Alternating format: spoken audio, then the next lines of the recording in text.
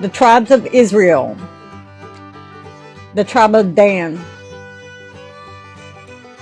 When Jacob lay upon his bed of blessing, his sons gathered close to hear what the Spirit of God would say through him. To Dan he spoke words, both mysterious and weighty. Dan shall judge his people as one of the tribes of Israel.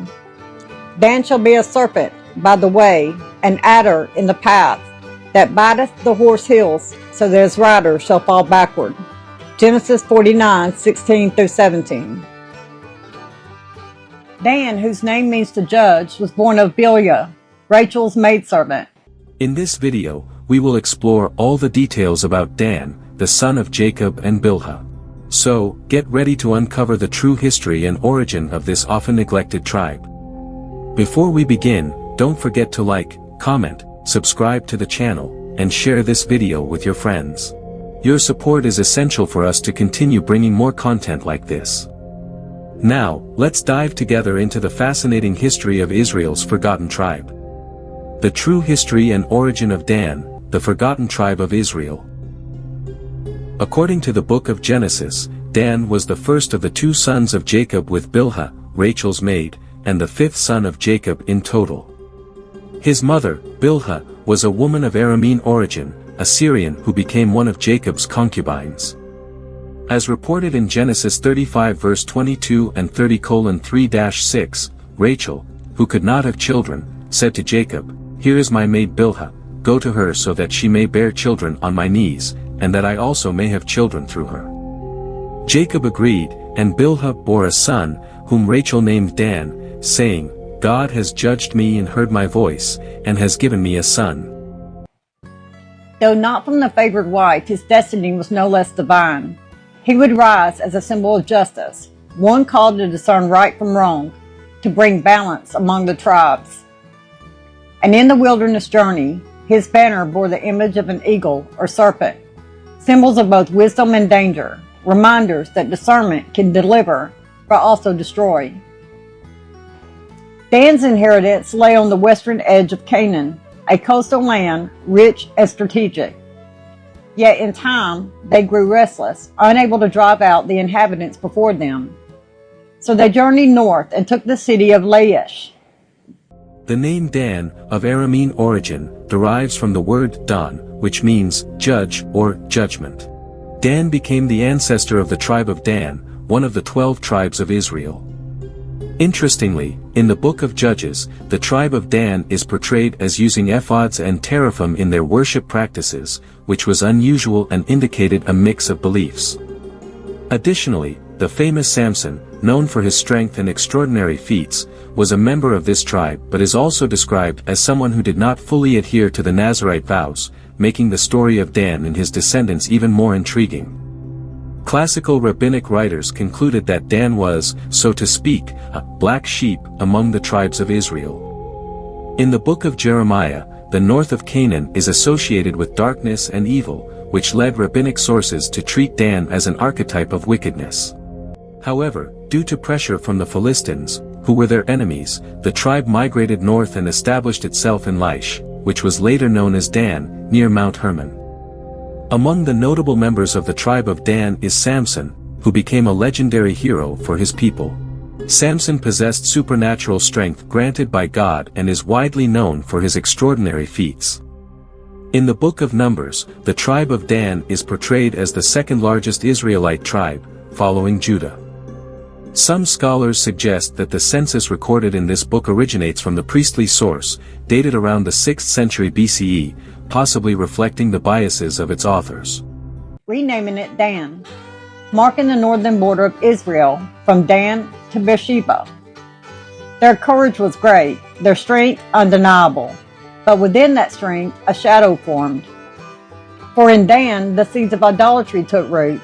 It was there that a graven image was set up, and centuries later, King Jeroboam would choose Dan as one of the places to erect golden calves, leading Israel into sin. The tribe that was meant to judge became instead the example of compromise. A serpent's bite, not fatal in a moment, but slow and venomous. In rabbinic traditions and apocryphal books, Dan is portrayed negatively, described as someone who hated Joseph and was responsible for the idea of deceiving Jacob by staining Joseph's coat with a goat's blood to fake his death. In the apocryphal prayer of Asenath, Dan is shown as conspiring with the Egyptian heir against Joseph and Asenath, reinforcing his image of betrayal and deceit. Moreover, in Jacob's blessing, Dan is compared to a serpent, a metaphor interpreted as a symbolic connection to Belial, a figure associated with evil. This connection is emphasized in the apocryphal testament of Dan, where he is depicted as aligned with dark forces. Thus, the figure of Dan in the scriptures and apocryphal traditions carries a weight of negativity that distinguishes him from the other tribes of Israel, making his story even more complex and dark. Early Christian writers, such as Irenaeus and Hippolytus, speculated that the Antichrist might arise from the tribe of Dan. This idea gained traction due to the tribe of Dan's omission from the list of the 12 tribes of Israel mentioned by the Apostle John in the book of Revelation, where the 144,000 sealed Israelites are described. Instead of Dan, the tribe of Joseph appears twice, represented by both Joseph and his son Manasseh. This omission has led some to believe there is something sinister associated with Dan. Returning to the book of Genesis, in chapter 49, we find Jacob on his deathbed, gathering all his sons to bless them and prophesy about the future of their tribes and descendants. When it comes to Dan, Jacob delivers a blessing that also carries an enigmatic and even threatening tone. In Genesis 49 verses 16 to 18, Jacob says, "Dan shall judge his people as one of the tribes of Israel. Dan shall be a serpent by the way, a viper by the path that bites the horse's heels so that its rider falls backward." This metaphor of the lurking serpent, ready to strike, reinforces the ambiguous and potentially dangerous image of Dan. Turning hearts away from the living God. And yet, God's mercy still lingers in Dan's story. Though their name is omitted in the 12 tribes listed in Revelation 7, their legacy is not forgotten. For in the words of Moses, when he blessed the tribes before his death, he said, "Dan is a lion's whelp." In Moses' blessing, which some experts believe predates the Deuteronomistic work, Dan is prophesied to leap from Bashan. However, this prophecy raises questions since the tribe of Dan did not inhabit the plain of Bashan, located east of the Jordan River. This enigmatic reference has sparked debates among scholars regarding its meaning and context. Additionally, the migration of the tribe and their interactions with other tribes and neighboring peoples highlight the complexity of Israelite history and the dynamic changes faced by the tribes in their journeys and conflict. He shall leap from Bashan, a lion's whelp, young, fierce, not yet defeated. Even in failure, there was hope, a spark of strength that could rise again if turned toward righteousness.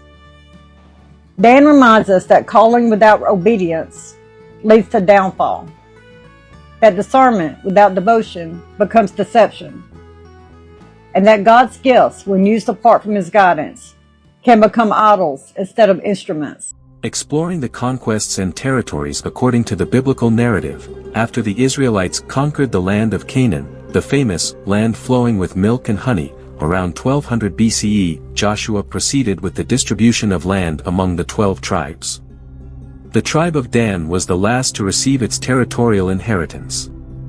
Originally, the land allocated to Dan was a small enclave in the central coastal region of Canaan, situated between Judah, Benjamin, Ephraim, and the Philistines to the north. The territory of Dan bordered Joppa, the modern city of Jaffa. This relatively small territory was quickly diminished due to pressure from the Philistines, who were dangerous neighbors. Thus, the territory of the tribe of Dan ended up situated to the northeast of Naphtali, east of the upper Jordan River, near its eastern sources, defining the northern extent of the Israelite land. As the threat from Philistine incursions grew, the Israelite tribes decided to form a centralized monarchy to confront the challenge. The tribe of Dan integrated into the new kingdom under the leadership of Saul, the first king of Israel, who unified the tribes. After Saul's death, all the tribes, except Judah, remained loyal to Saul's house. However, after the death of Ishbosheth, Saul's son and successor, the tribe of Dan allied with the other northern Israelite tribes to support the reign of David, who was then the king of Judah and had reunited the kingdom of Israel. The tribe of Dan provided significant military support to David's kingdom, standing out with 28,600 soldiers and being recognized as specialists in combat. This support was crucial in consolidating and strengthening the unified kingdom of Israel against external threats and the complex political dynamics of the time. However, with the rise of Rehoboam, David's grandson, around 930 BCE, the northern tribes seceded from David's house and formed the Kingdom of Israel, known as the Northern Kingdom. During the Assyrian conquest of the Kingdom of Israel, the territory of Dan was subdued by the Assyrians, and many of its inhabitants were exiled. This exile resulted in the loss of many historical records about the tribe. Some members of the tribe fled south, seeking refuge in the Kingdom of Judah, where they gradually assimilated into the local Israelite population. One of the main characteristics associated with the tribe of Dan was navigation. In the Song of Deborah, it is mentioned that the tribe remained in their ships with their belongings, indicating a strong maritime tradition. Interestingly, this characteristic may not have been originally from the tribe but could have been absorbed through contact with the Philistines, known navigators, and one of the sea peoples, as well as with the Phoenicians, who were also skilled navigators. But the God of Israel, the judge of all, does not cast away forever.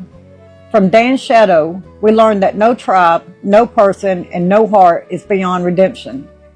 For every serpent's sting, there is still a Savior who was lifted up, that whosoever looks upon him may live.